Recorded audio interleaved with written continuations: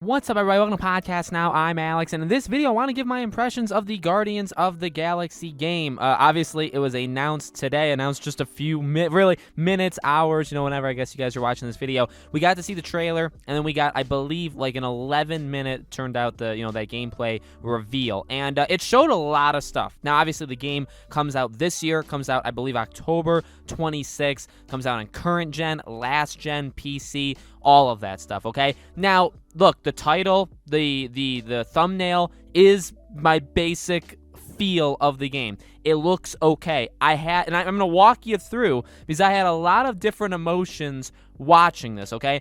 I felt like I was not really a fan of it early on. Then when they did like the developer interview, they showed a couple more aspects of the game. Then I was like, okay, I understand it. I actually kind of like it. The gameplay was kind of the sticking point to me in that trailer, and then as they expanded more on it, it looked solid. So I think where I come down in all on this game is that it's somewhere in the middle. This is not a game that my mind is blown. I'm like, oh my god, 10 out of 10, Square Enix, you absolutely nailed it. Eidos Montreal. But I'm also not like, okay, the game is going to be a pure failure. To be honest, it's very possible Marvel's Avengers has warped my mind maybe into just, I guess, coming at this with very low expectations, and maybe that's the best way to do it. Maybe coming at this with low expectations, the game can come out and blow us away, okay? We'll have to see how it goes, but I want to talk about everything we saw in this video. As always, make sure you guys are subscribed, bell icon turned on. There's going to be a lot more videos today, mainly on Microsoft stuff that we got to see earlier. I already did a video on Microsoft's conference. My second channel, Podcast Now Plus, make sure you guys are subscribed there. There's going to be E3 videos over there as well. So, okay, the positives. I really like the decision, the choice making, basically, of this game. I also love that it's single player. I love that it's story driven. Those are some really, those are features that needed to be in this game, okay? And I'm very, very happy they are, okay? There's no taking away from the game. To say that they learned from Avengers, though, I'm going to call BS on anybody saying that, considering they literally said in the interview they've been working on this game for years, probably 3+ years, and obviously it comes out this October.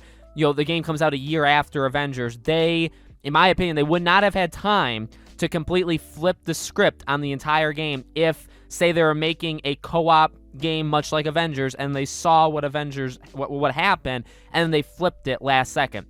In my opinion, there's no way that actually happened. So again, I want to make it clear that, to say that it's heavily influenced by Avengers is probably not true, but to also say that they've learned from Avengers, I think is equally not right to say. I really don't see how that's even remotely possible, okay? But I mean, again, those are very key features. Single-player game. I mean, immediately, I think you're starting off better, okay? Story-driven. Again, and, like, the choice base. The fact that you're only playing as Star-Lord. Now, yeah, maybe that sucks for people that wanted to play as the other Guardians or more than one person. Or, let's not kid ourselves, there are people that like co-op. There are people that like online games where you could play as different people and play as your friends. Now, is there a way of doing that in a good way? Yes. Did Avengers do that? Not necessarily, right? But I know that there are people that greatly like that. So, see, when I'm talking about these aspects of it, I do warm up to the game. I'm like, okay, you know what? I like this. I like that. All that stuff. All that stuff is good. I would even go so far to say, while the gameplay scared me in, again, the trailer, like the first couple seconds that we saw the gameplay, I did not like whatsoever. When we saw more of an extended look at how gameplay works, I am warming up to it. Like, it kind of looks, in a way, a weird way, almost like a God of War style thing, okay? I like the abilities that you can do. Like, you can pick the teammates, and they seemingly have, they have a lot of abilities, it seems, and obviously you can pick them. They fight on their own. You fight on your own. You have your own abilities. Again, they have their abilities. That stuff looks solid. It doesn't look like amazing. I'm not saying like it's my favorite gameplay feature or mechanic of all time. That looks solid. So I would say the positives, again, story, one character, decision making. I think you can honestly, sure, they're obviously focusing on comedy and comedic humor and all that stuff, but there is, I feel like, plenty of room. Well, they talked about how, not everybody's going to get along, and there's going to be people that try to kind of up you as the leader of the group, and I think you can make some, and they actually said there's going to be decisions that are made that affect the entire game. So, I mean, I'm a big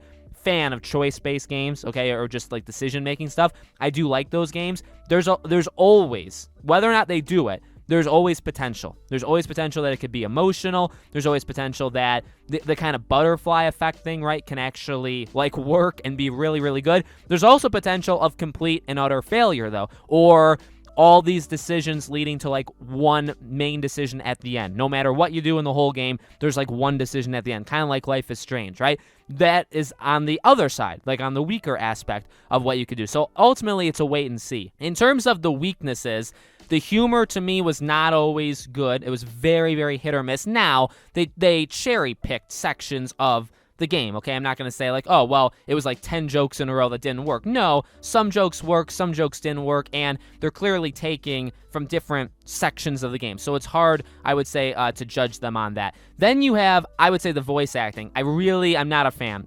Star-Lord, I mean, yeah, is it because I'm remembering the characters of the movie and then it's like, well, obviously this is separate? Of course. But to be honest with you, I don't think that's like people might say like that's just a really dumb thing or that's nitpicking or, something like that. I really don't think so. I think there's other people that would think that as well. You are just going to think of Chris Pratt as Star-Lord. You're going to think of Bradley Cooper as Rocket. Rocket sometimes sounded really good, sometimes sounded horrible. Drax, I really am not behind how they did that.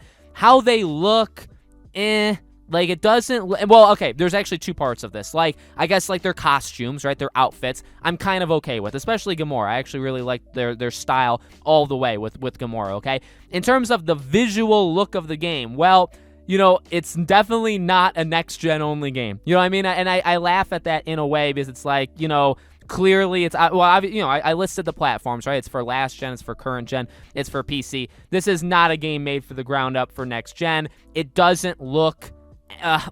some cutscenes do look good, like their facial animations, and like Rocket looks pretty good, like when he's scratching himself and stuff like that. There are some genuinely nice-looking scenes, but other times it looks very, very bland. Again, like the enemies even when you're fighting. So, again, that's kind of the... like me saying in the title and thumbnail, I'm sure it's going to make people mad, and they probably won't even watch a minute and a half of the video to hear what I have to say. There is plenty that I'm happy with this game. There's also plenty that I'm like, nothing I would say looked or came off to me as downright terrible, but I think because of Avengers, and I get it, it's not even the same, it's different. It's just flat out different, and it's a different team, all of that stuff, right? So you have to understand that stuff, but I would say Avengers definitely lowered my excitement. It's very hard for me to be like, oh my dear God, dropping everything, oh, so excited. I mean, at the same time, though, you can say, well, I made a video, this is the first video I made right after the event, okay? I'm getting the game day one, definitely gonna buy it, definitely gonna play it, all of that stuff, right? So there is a genuine excitement in me for this game, but there's also okay, Alex, but hold on, it doesn't, like, not everything stands out. A lot of it kind of looks very average, even some things below average. So that's just the, I don't know, that's the kind of sense I get for this game. It's very hard, obviously, to predict, anything more because obviously we don't have it yet. But right now, I'm hoping it's just solid. I'm not expecting a Game of the Year contender. Absolutely not, right? I'm just expecting a solid game and a different game. And again, not even a game that learns from Avengers' mistakes because, again, you can't really say that. This game is on its own. Just like Avengers is on its own, this game was on its own. And hopefully they nail it, because if they don't, let me say this real fast, and this will be the last thing I say. If they do not nail this, Marvel should just completely kick Square Enix to the curb. I like Square Enix quite a bit, probably more than most people. Kick them to the curb because they failed at Avengers, and if they fail here, there's literally no reason to continue a partnership with them, okay? So, that's my feeling of the game. Let me know in the comments below. What do you guys think? Did you like the gameplay? Did you like the cutscenes? Do you like the visuals? Let me know which parts you liked, which parts you didn't like. Again, obviously, make sure you're subscribed here. Would love to have you. Hit the bell icon so you guys know when all these videos go up. Again, there'll be more videos on Microsoft's show here, maybe on Square Enix as well. We'll have to see, as well as my second channel, Podcast Now Plus. Link is in the description below if you guys want to subscribe there as well. We've been covering E3 the past several days, and we're going to be continuing, okay? Thank you all for watching, and I hope to see you all on the next video.